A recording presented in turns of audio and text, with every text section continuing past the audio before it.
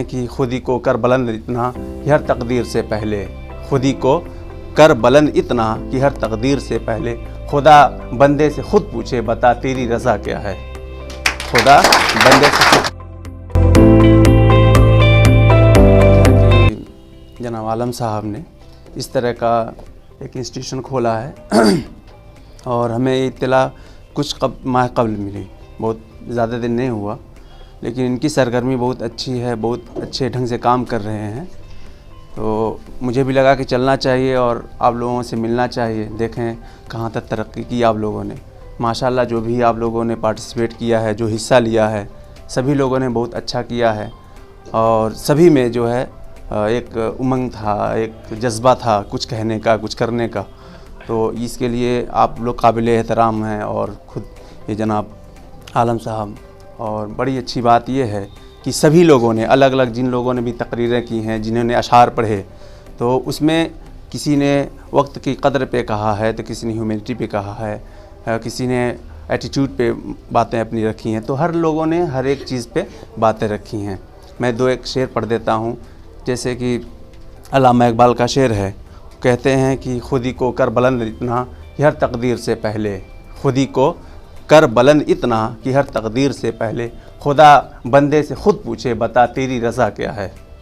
खुदा बंदे से खुद पूछे बता तेरी रज़ा क्या है। और अल्लामा इकबाल का ही शेर है कि मिटा दे अपनी हस्ती को अगर कुछ मर्तबा चाहे, मिटा दे अपनी हस्ती को अगर कुछ मर्तबा चाहे, कि दाना खाक में मिलकर गुले गुलजार होता है, कि दाना खाक में मिलकर गुले गुलजार होता है। और इस जो महफ़िल है या जो आप यौम जमहूरिया मना रहे हैं और पूरा हिंदुस्तान मना रहा है, और जिस मुल्क में हिंदुस्तानी हैं, हिंदुस्तान में जो लोग हैं वो मना ही रहे हैं, लेकिन बैरून ममालिक जो दूसरे मुल्कों में हिंदुस्तानी हैं वहाँ भी मना रहे हैं और वहाँ भी खुश हैं कि, और इसलिए भी कि हमारे बुज़ुर्गों ने जो ये कुर्बानी देकर जो आज़ादी हासिल की थी और उसमें हमें जो पैगाम मिला था, वो पैगाम ये था कि हमने सबक लिया है ये हज़रत अली से, हमने सबक लिया है ये हज़रत अली से, इज़्ज़त की मौत बेहतर है ज़िल्लत की ज़िंदगी से, इज़्ज़त की मौत बेहतर है ज़िल्लत की ज़िंदगी से, कि हम आज़ाद हैं, कि हम आज़ाद हैं और अब हम इस मुल्क में खुले तौर पे सांस लेते हैं, हम पढ़ते हैं, हम लिखते हैं, हम बोलते हैं, हम लोगों के साथ घूमते हैं, टहलते हैं, ठीक है। किसी भी मज़हब का किसी पे कोई दबाव नहीं है, किसी का कोई दबाव नहीं बर्दाश्त करता है, या बर्दाश्त करने की कोई ज़रूरत भी नहीं महसूस होती है, क्योंकि ये हिंदुस्तान सबका है।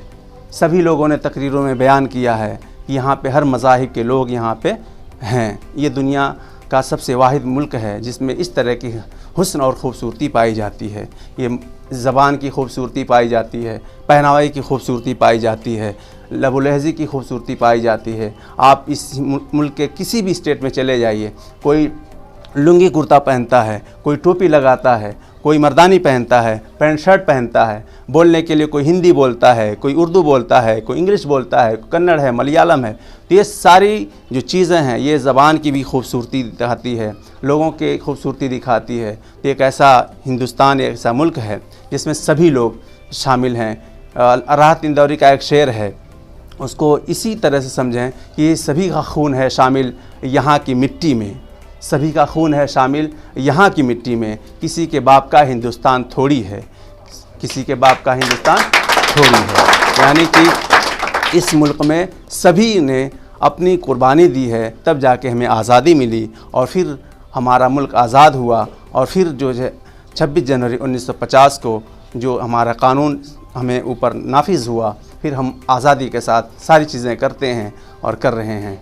बड़ी खुशी हुई हमें यहाँ आने में, आप लोगों से मुलाकात हुई। बस यही कहूँगा कि आप लोग जिस तरह से पढ़ रहे हैं, जिस तवानाई से पढ़ रहे हैं, जिस क़ुव्वत के साथ पढ़ रहे हैं, आप उसमें मेहनत लगन करिए और उम्मीद है इंशाअल्लाह एक अच्छा इंस्टीट्यूशन आप लोगों को मिला है और कामयाबी होगी और कामरानी होगी। बस इतनी बातों के साथ मैं विदा होना चाहता हूँ।